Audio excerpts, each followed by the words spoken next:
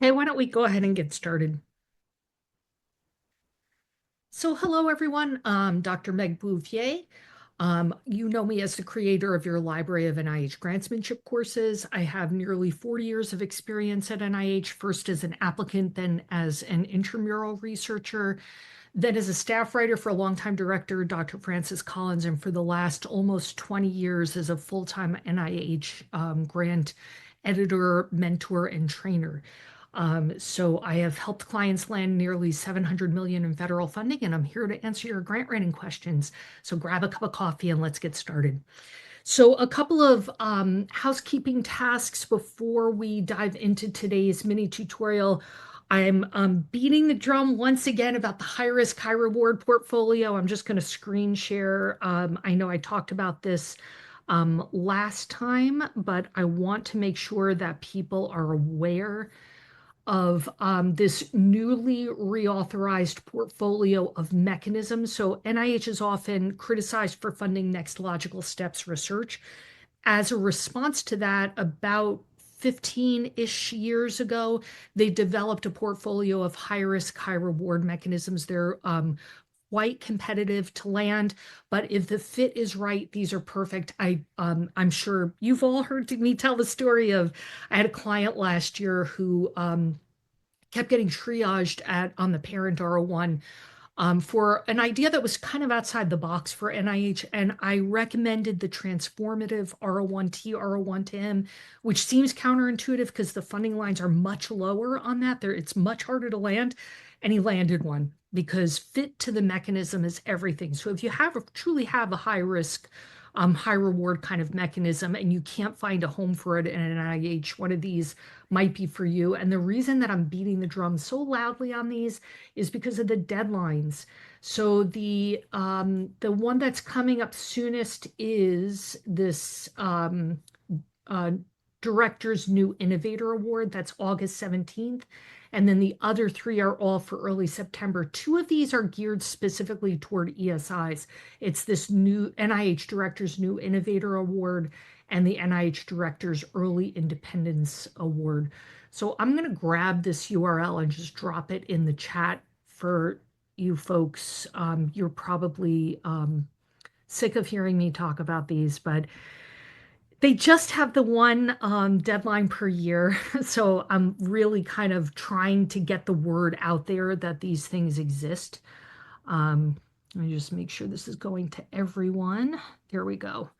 Um, yeah, so that's in the chat now. The URL for that is in the chat. The other thing is I'm getting a lot of questions about the the simplified review framework in general, but specifically, not that long ago, NIH interviewed some study section chairs about what they thought, how they thought it was going with the new scoring criteria. And there's a series of video interviews with like maybe four, five, six study section chairs. And I did a kind of deep dive into that material. I listened to it multiple times. I kind of grouped what they were saying by theme and then also responded myself to what I thought about that and put it out as a blog post, advertised it on social media, and I am getting robust response on this. So I want to make people aware of this blog post if this topic is of interest for you. I'm also going to put that in the chat. And because I've been getting such a robust response on that, why is that not going to everyone?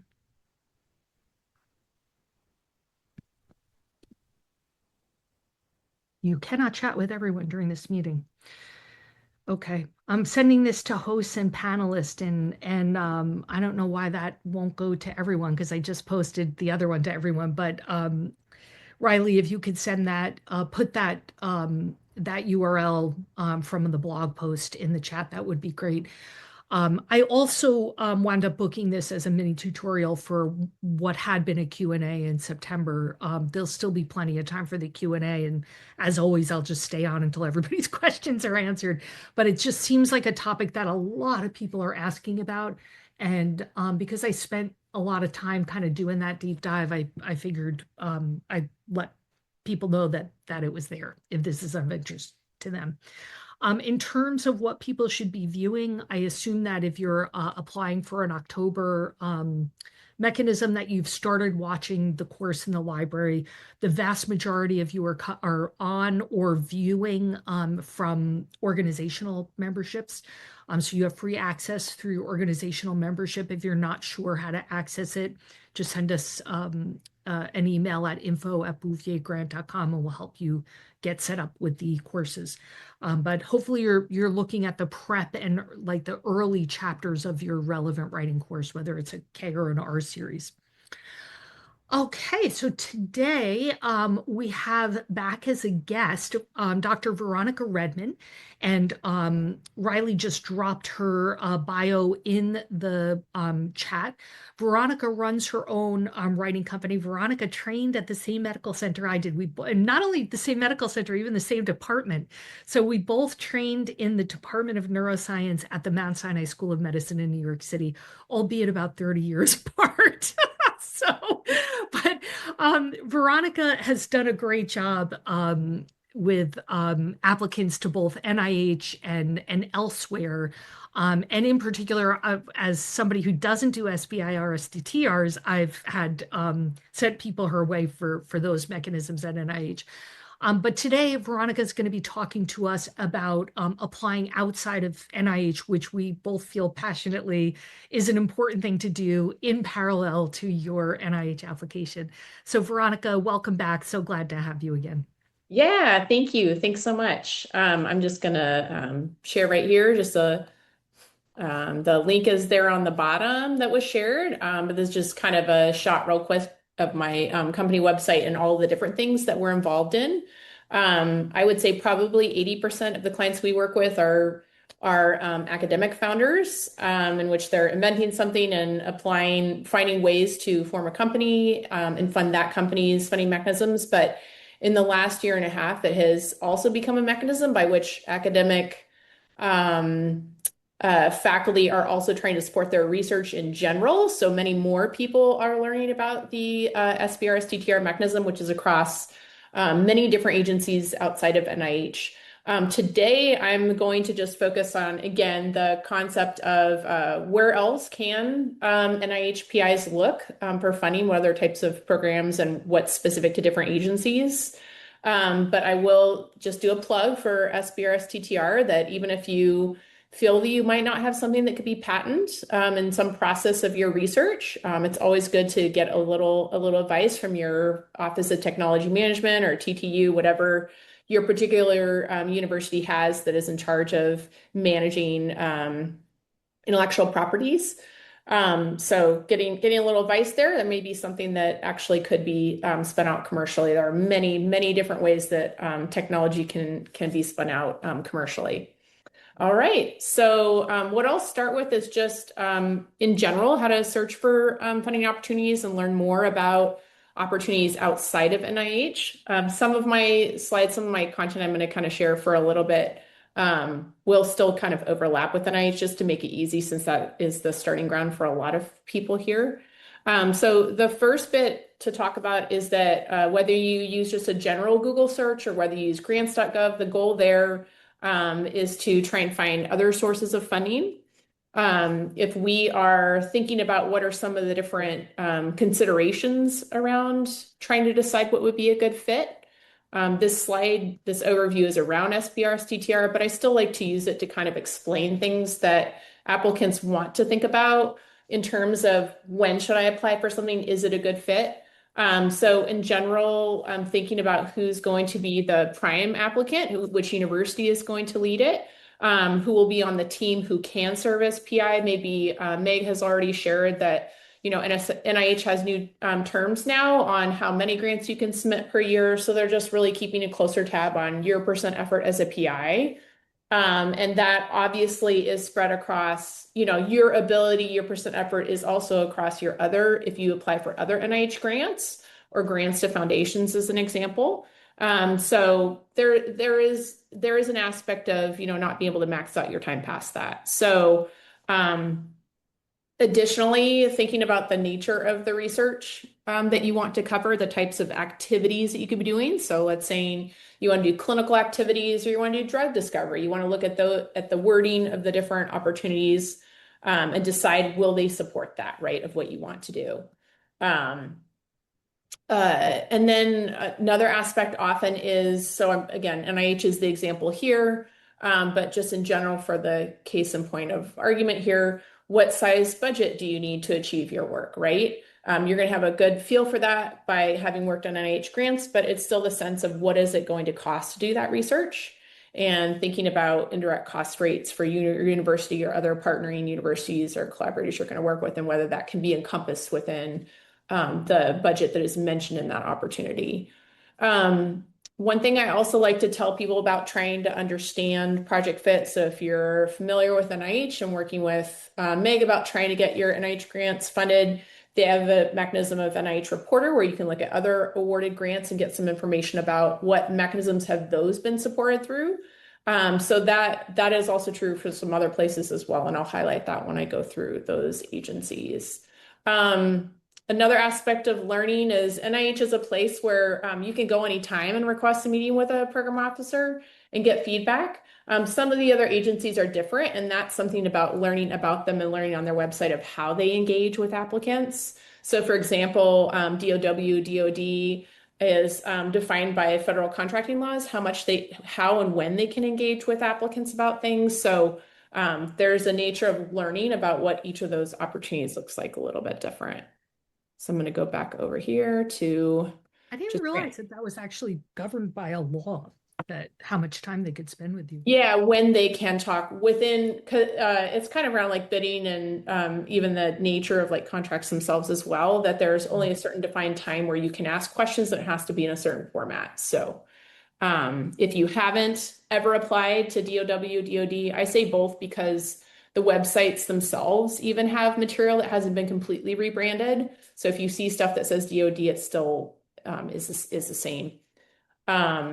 So yeah, there will be some very specific language about that governs kind of how we would be talking about NIH program officer engagement of like learning the fit for stuff and all of that. So as a reminder again, for searching for opportunities, you obviously want to understand if something is open for right now. So status right here where this orange button says open versus stuff that's forecast, meaning that the program could come around, you could apply for it. I don't have any search terms in this grants.gov right now. I have actually found that it is a lot easier to sort through search opportunities if you actually export the results and then use the nature of the Excel itself, the software, to help you search keywords from opportunities. So I would recommend doing that instead of trying to use grants.gov itself as a web page. Your other option is to use Google. So one of the advantages of Google is some people are very interested in seeing what professional organizations or foundations are offering. So as two examples here, I have American Heart Association has their own effort at trying to fund research. So you would see on their website, or you may have found through Google search, what are some of the active funding opportunities that they have right now? What are the terms of those? So that is something outside of federal grants that often people look at is in their particular clinical area or research area if there are other outside foundations supporting that. Gates Foundation is another example, just a case in point of something not affiliated with federal grants where you would want to see what is available, how are they defining the eligibility of those, and what is the process for getting ready. So there's a lot of homework involved in becoming familiar with other sources of funding, where probably your best asset, I would say by far, besides doing your own homework, is talking to people who have applied for them before, maybe even finding a colleague who's been funded through that before. So in the same way that it's an advantage with NIH grants to leverage feedback and talking with people that have had awarded NIH grants, the same is true for a lot of the other mechanisms of looking at other agencies or other foundations, that sort of thing. And Meg, feel free to jump in if you have a question or a comment, just like you're doing. Okay. I always So have comments. So I will yeah. say that a lot of our clients and you know like I know that we have some people attending live and a huge number of people watch this as a recording on our open YouTube channel. So just a reminder that today is it's July 22nd, 2026. Everything is true today to the best of our knowledge. Yeah, But exactly. I will also say that people at large universities and academic medical centers go to your pre-award support office. A lot Mhm. of our clients have access to subscriptions to places like to search engines like Pivot, Yes. and they'll also help you with that. So Yeah, I think that's wonderful because, checking on that relationship and their capabilities and how much they normally do yeah, without engaging with you lets you kind of fill out, do they know more about you that lets them make decisions about eligibility or how suited it is to your research, right? The other thing is that because in nature they're submitting so many grants, they become knowledgeable about active mechanisms that then all of a sudden it can occur to them that this is actually really relevant and maybe you should apply for it. So I agree. That's a, in-house expertise that it's good to just check and see what they already do. What's their baseline? Yeah, exactly. Yep. Okay. So now I'm going to go into a couple of, I talked a little bit about, just two kind of examples of professional organizations, foundations as a alternative to federal grants. But now I'm going to talk about some of the other federal agencies that commonly NIH PIs head to kind of next or can be part of their journey. And Meg has already mentioned that I also am very supportive of trying to think about how many different agencies you could be seeking funding from and the timeline of getting ready for those. So, for example, if you used NIH to do a bunch of drug discovery for a therapeutic, right, understanding the mechanism, doing lots of publishing around it, then maybe your next step is going to CDMRP. Maybe you're ready for some clinical testing or some other level of it. And so I like to talk about congressionally directed medical research program. Um, while it is kind of a DOW, DOD thing, it's not always for every opportunity necessary to work with the military or work with a veteran population, for example. So you still certainly could use this if you're predominantly doing, for example, like clinical work with the civilian population. So I'll use that kind of as an example. And then if we head on over to talking about DoD, DOW, one other aspect of thinking about opportunities is how often are the deadlines? How tight is the timeline of learning about an opportunity? So DoD, DOW in general is one of the tightest timelines, meaning that often people are planning for opportunities before they're released, thinking about the team they could work with together on and what types of things have been funded in the past. So this is a website here where we're able to see past grant awardees, right? Kind of in the same way of the NIH reporter. Um, this one is a little bit older, but still, I think that it's helpful to see, past mechanisms that have supported things and what types of topics and all that. This engine in general, while it's labeled as SBRS TTR, it may still be useful to some people here. Again, I mentioned that there are some things that people may not realize are patentable about what they're working on. So I just want to give a little bit of a plug that sometimes people can become more interested in commercializing something when they realize that it could be a very good plug into, for example, DoD, DOW funding. Let's see if they're in general for all of the agencies, you're already going to be familiar with NIH that there is a whole lot of effort that the agencies themselves put on helping educate you. So I would say most of them have their own literature. Sorry. Most of them have their own literature you can see on the website or, different things about the different funding opportunities that are different from just the solicitation itself, but website information. They often host FAQs or workshops about funding mechanisms at those different agencies. And then there are also listservs. So for example, if you were interested in, CDMRP, it would be good to get on a listserv and just kind of understand the timeline for getting ready for that and what they're looking for and really looking at that mechanism. Some of the other ones that other NIHPIs can become interested in that will feel a little different are ARPAs or BARDAs are another one. These are different from NIH in that they're kind of more of a moonshot. They're very innovative ideas that may feel too risky for NIH. Their budgets can be quite a bit larger than NIH. Um, and then the last one to kind of plug other NIH PIs into as well is people often forget that the National Science Foundation has a lot of overlap in what NIH funds as well. So they do a lot of devices, a lot of engineering in general, even therapeutics. So there's a whole lot here that people are often not as familiar with.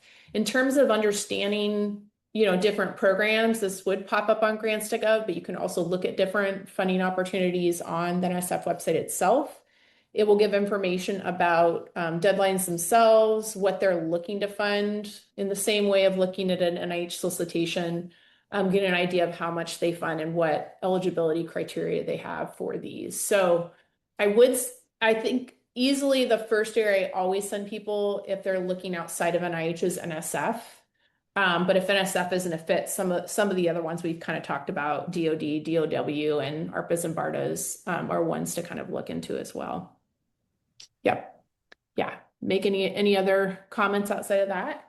Yeah, I would say that well, first I'm really passionate about people applying in parallel to NIH. So we Yeah. all know that you can't have the same science and review at two different places at Yep. NIH at the same time, but you can and probably should have the same science and review, especially if you're coming up on your tenure decision. You should have the same science and review at NIH and any other federal agencies that are relevant to the work and potentially private foundations as well.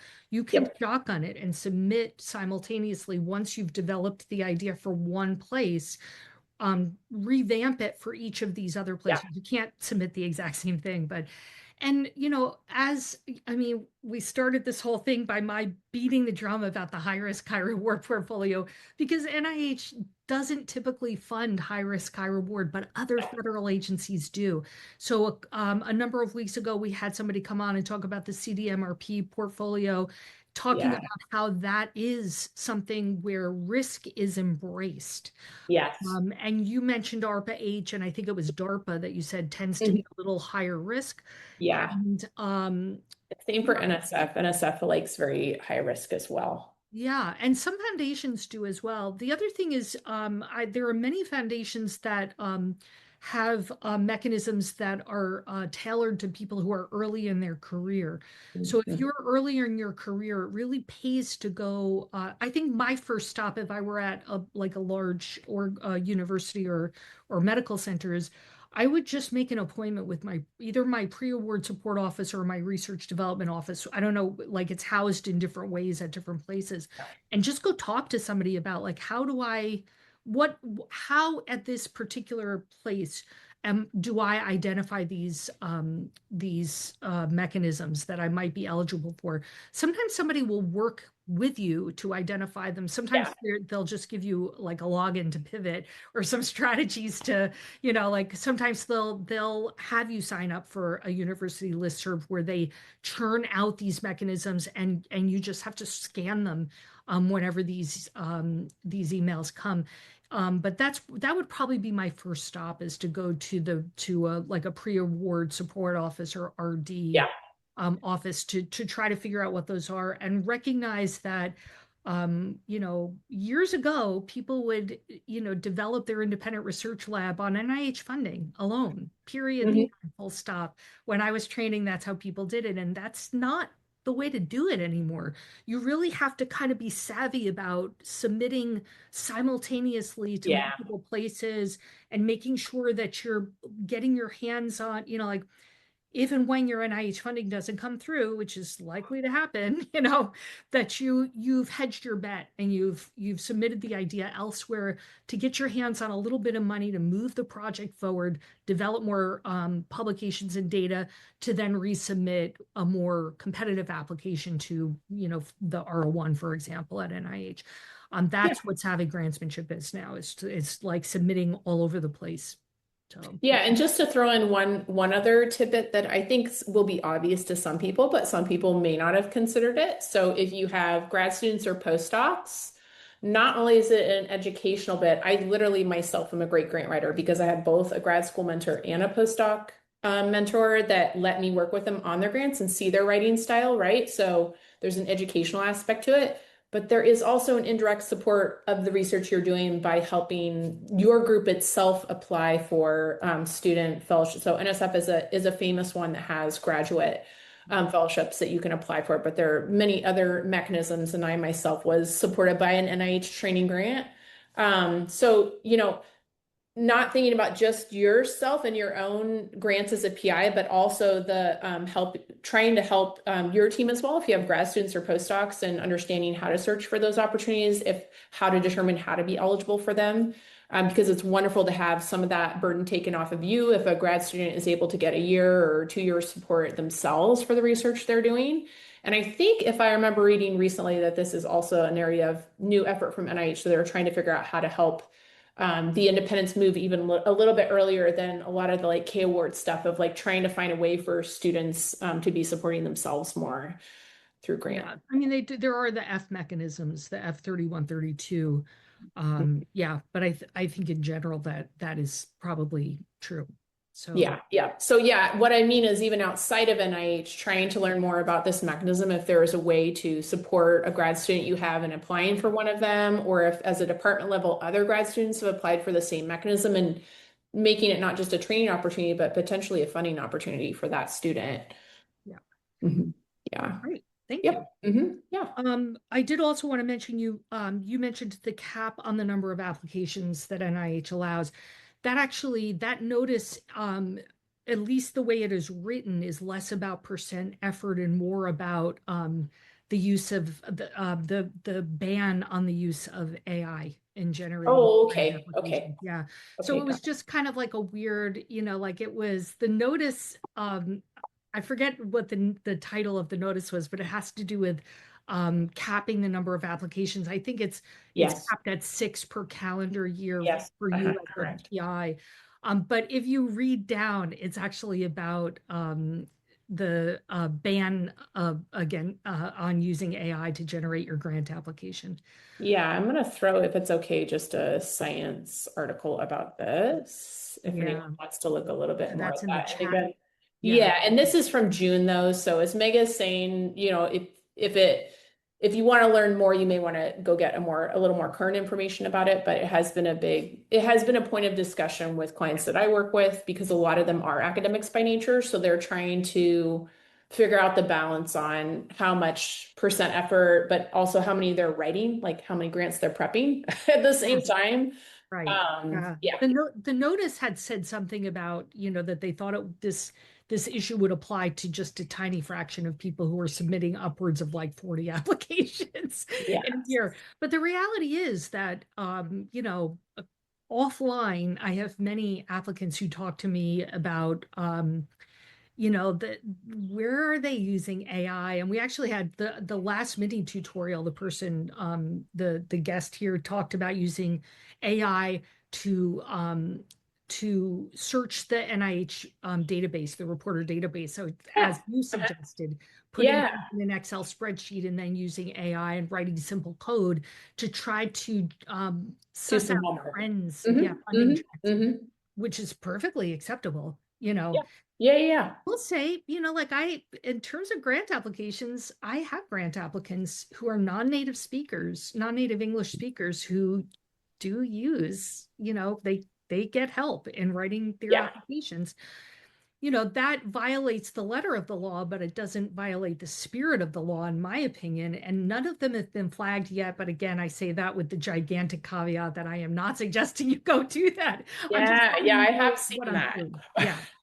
So I Um, have had clients that have gotten summary statements where they were flagged that this has, and again, I have clients that have chosen to use AI in their writing, and I yeah. have gotten called out by reviewers that they didn't, that in a sense, let's put it this way, that it's not helping in the clarity of what they're writing, that there's still a lot missing even with the use of the AI. So yeah, Yeah. in my line of field, it's a little bit different because the science that we're writing about is often proprietary, so we have to be careful about that you're placing some of uploading. that writing content in That's, like ChatGPT or other ones. So oh my I, goodness, yeah. That's true yeah, for everybody. It's unpublished, right? yes, it's Like, exactly. Yeah, your ideas. why Yeah, would you do that?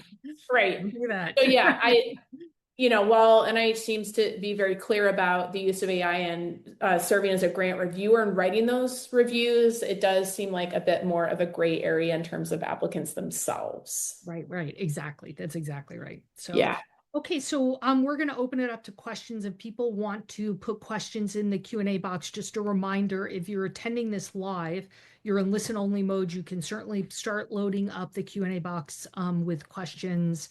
And while we wait for questions to come in, I had a question that was emailed to me. So a faculty member received an email from NIH that said, as you may be aware, your NIA application, so this was from Yeah. aging, recently completed council review by NIA's National Advisory Council of Aging. So it had already gone through review, the Yeah. level of review.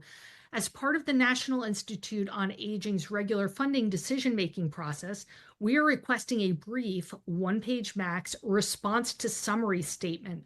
A Mhm. copy of your summary statement can be obtained through ERA Commons. Please create a Word or PDF response to summary statement, focusing on the criticisms raised throughout the entire summary statement. Please include the following info: name, grant number, application title, description of the goals of the study and research design, response to each of the critiques raised in the review, indicate how you will address the issues raised, a response to unacceptable protection of human subjects and inclusion plans, and budgetary concerns.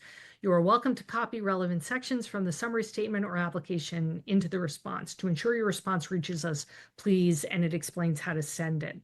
So this was a person who was sending this to me and saying, what the heck is this? What do I do with this?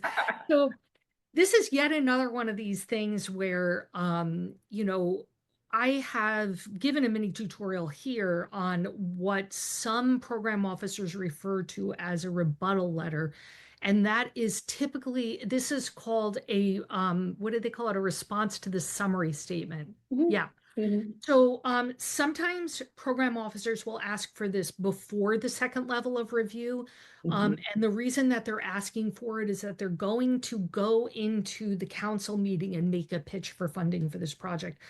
In this instance, they're actually asking for it after the advisory council has met, but clearly a funding decision has not been made yet. Often the funding decisions are made at the council meeting, but not always.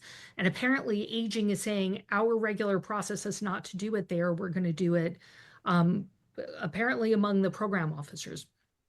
But the same applies, and I actually wrote a blog post about how to do a rebuttal letter, which is going to have the same format.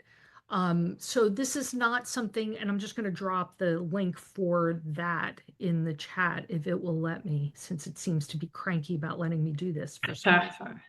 It let me do it once, and then it was like, nope, nope, can't do it anymore. So there we go. It's letting me do it. So it's bouviergrant.com. What is an NIH rebuttal, and when and how do I write one? It would be the same template. So these are not these response to the summary statement and rebuttals are not discussed anywhere on the NIH website. It's just one of these things where it's like, if you know, you know. And over the years, I've developed a template that I use for program officers to use these one, sometimes they're 1 to 2 pages, usually 1 page. These are talking points for them. So you really want to format it in these very brief talking point format.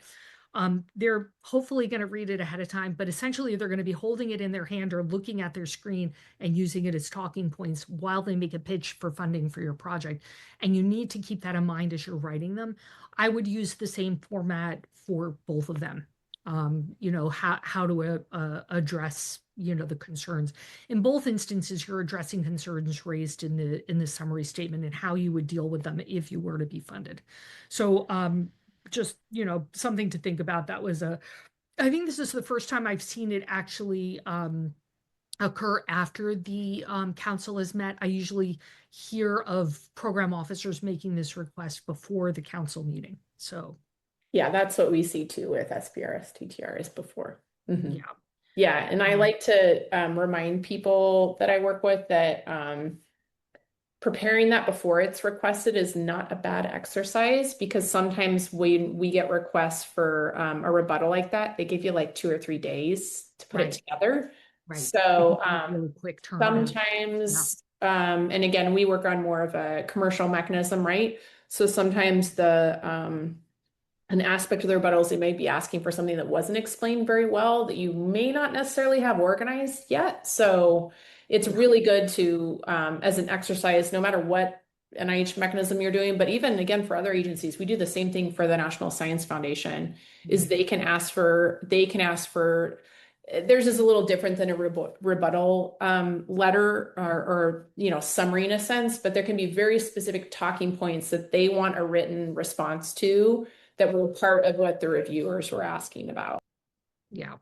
And the thing is, even if you aren't even if that information is not requested from you, it essentially becomes the outline for the introduction to the revised application, which colloquially is referred to as the response to reviewers. So Yeah. it's not, it's a useful exercise regardless, unless you're triaged. Like if you're triaged, don't worry about it. But if you weren't triaged, particularly if you're like within spitting distance of the funding line, you're probably going to get a request like this, or it's likely that you will.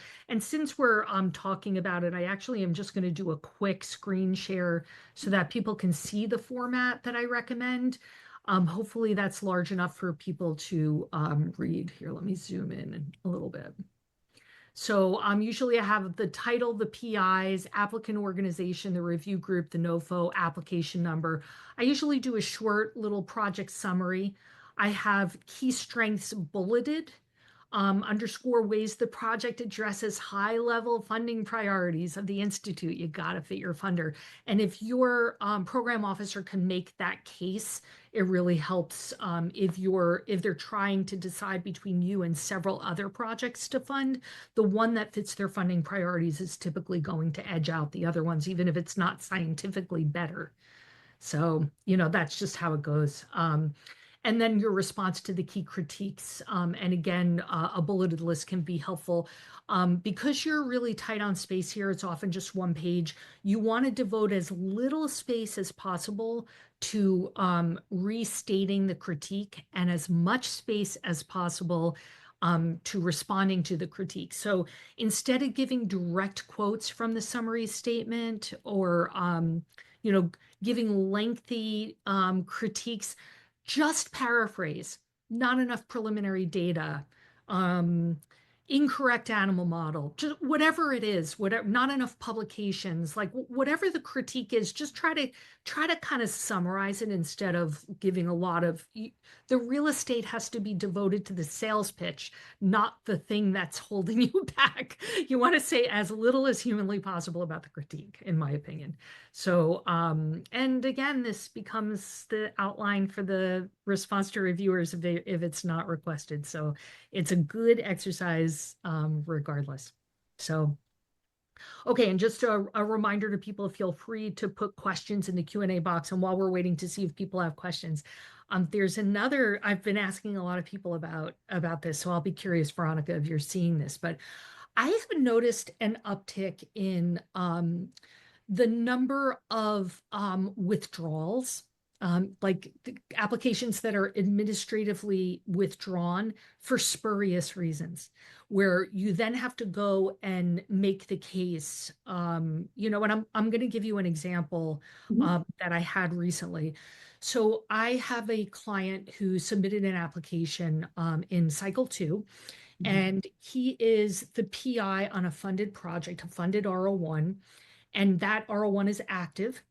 And the proposed project was a spin-off of that. They had some really promising data, and they were able to use um, information that was collected on a cohort from that original R01 to now do a proposed project. And he put it in as an A0 for June 5th. Mhm. He referred to that original R01 as the parent R01, and he Oh, referred to the proposed project as the current proposed project to try to differentiate between the two. yeah. And it was flagged, no doubt, by a bot, not a Yeah. human. Yep. And they said, oh, parent R1, this is this isn't it's an A0. There, you're not supposed to refer to any previous grants in the application. You can't refer to any previous grant at all.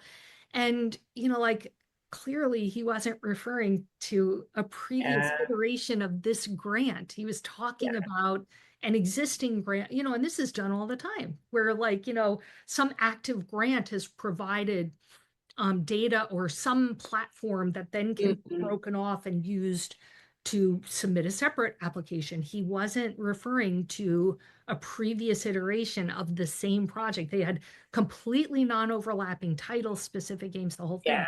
But a bot flagged it and it was withdrawn. And he had to go through, he had to spend like many business hours making the case that here's the notice, here's the addendum in the notice. We have not violated any of the things in there. This is not what this is about. And he was able to get it reversed. But this guy is like a clinician scientist. He's a surgeon who operates and is running a lab. And I'm thinking, oh my goodness, like he spent so many hours having Trying to to get it deal with this resolved. issue.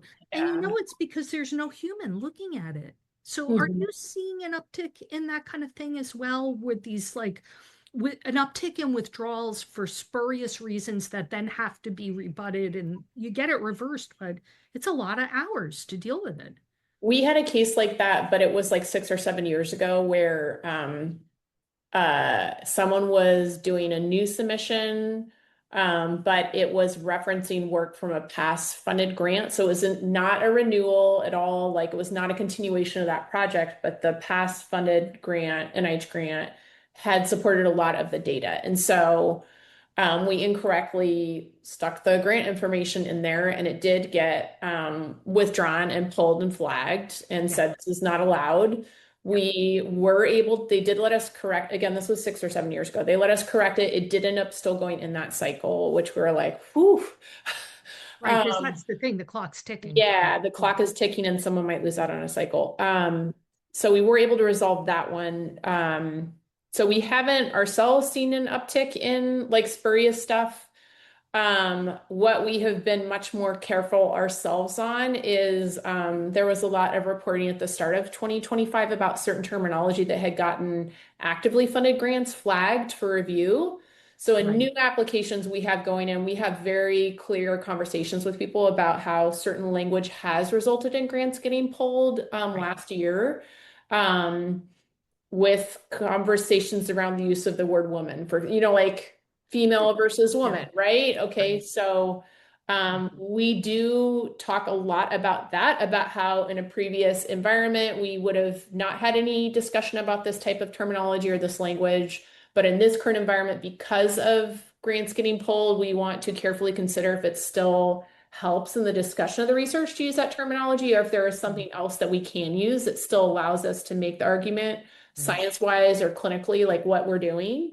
Yeah. So that is one that we have been much more sensitive about, but haven't seen as much just the like random stuff. But I absolutely agree that there's a big level of software screening that is going into looking at both applicants, but also currently actively funded grants.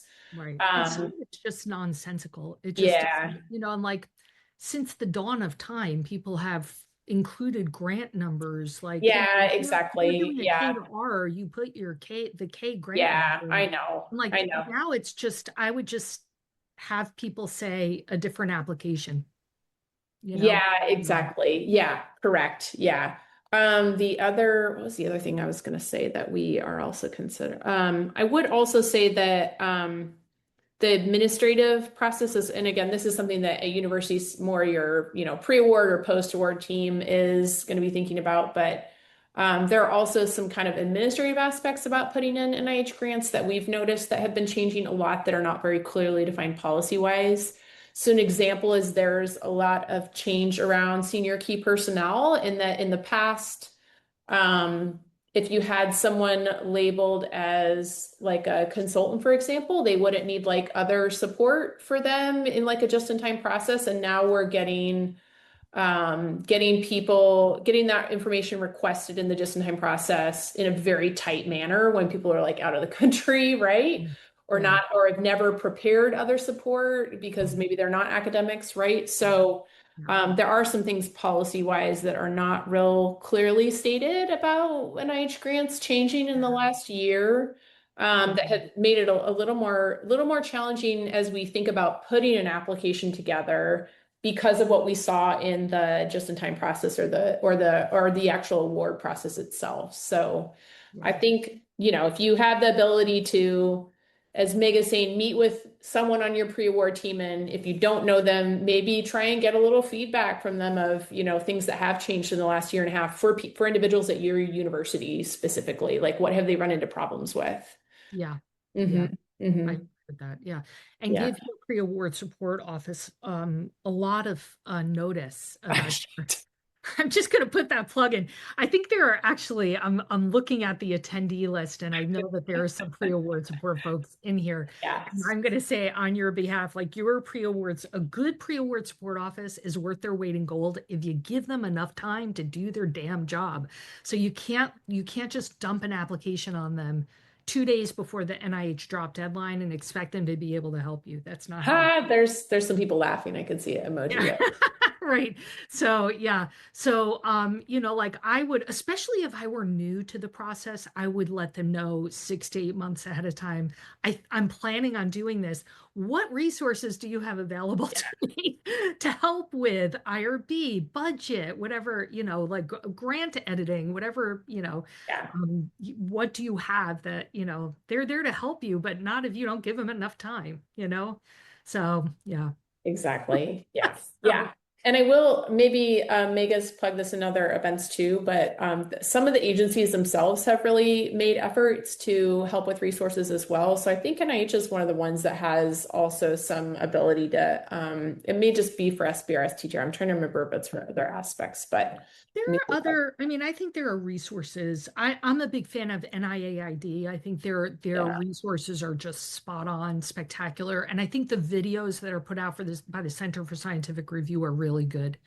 Yeah. So those are the two places I usually send Yeah. people. There it is. NIH Applicant Assistance Program. All Yeah. right. That's one that I And have some people if work on. anybody wants any of the URLs that Veronica has shown, just let us know and she's happy Yeah, to send exactly. those out to people. So Mhm. yeah, you can just contact me at meg@bouviergrant.com and we'll make sure to get them to you. So all right, so I think we're going to wrap up and I'll let you know what the upcoming topics are. Let's see. August 5th, I'll be presenting on mistakes commonly made on NIH institutional training grants, T32s. So I updated that course fairly recently. All of the guidance is consistent with Forms I. We will not meet on the 19th because my office closes for the last 2 weeks of August. I will be in Alaska kayaking, so I'm very excited about that. And then we'll reschedule that for September. So you'll have lots of sessions in September. You already had 3, and I think with the reschedule, there's a total of 4. So we'll be meeting on August 5th and then again on September 2nd when I will present on when are you ready for an NIH institutional training grant T32.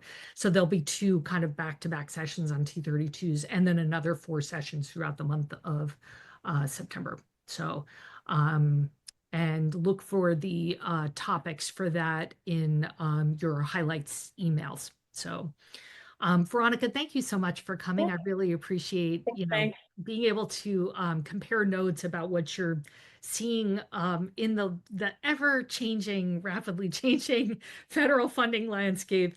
It's Yeah, never a dull moment for any of us. So, and it's to the true. applicants, as always, we wish you the very best of luck. There are a lot of us rooting for you. Yep. Yep. A lot of Yep. people who are in your corner and want to help. As the French would say, courage.